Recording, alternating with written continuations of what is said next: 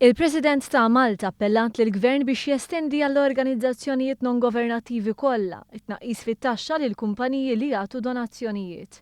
Fisem il-Malta Community Chest Fund, il-President qalet li temmen li l-Gvern għandu jagħti appoġġ lill NGOs oħra li qed jagħtu għajnuna lil batut fuq osma differenti. Irrimarkat li l-Malta Community Chest Fund twettaq dan il-kunċett permezz tal-istrina meta tqassam parti sew milli tiġbor lill-NGOs.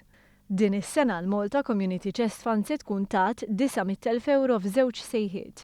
Spjega fejn qed tmur l-għajnuna l-Professur Carmel Borg li huwa responsabbli mill-Kumitat li jamministra l-fondi tal-istrina li jmorru għall-għaqdiet volontarji.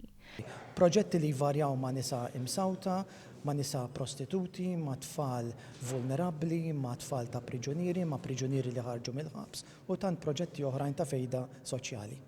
It-tieni sejħa li permezz tagħha se jitqasmu 200,000 euro ser tifoka fuq proġetti infrastrutturali.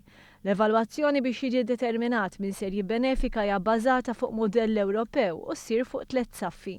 L-ewwel ikun hemm evalwazzjoni minn individwi, imbagħad dawn individwi jingħaqdu ma' individwi oħrajn biex jirrikonċiljaw id-deċiżjoni tagħhom u finalment dawn id-deċiżjoni jitilgħu għal dan il-kumitat li aħna din nsejħulu l-fond tal-għaqdiet volontarji fi għandek 3 saffi. Wara li noħorġu riżultat immorru bih għal bord ta' supervizjoni tal-MCCF. Il-President ta' Malta nidiet uffiċini ġodda li jikkumplementaw ħidmet il-Malta Community Chest Fund.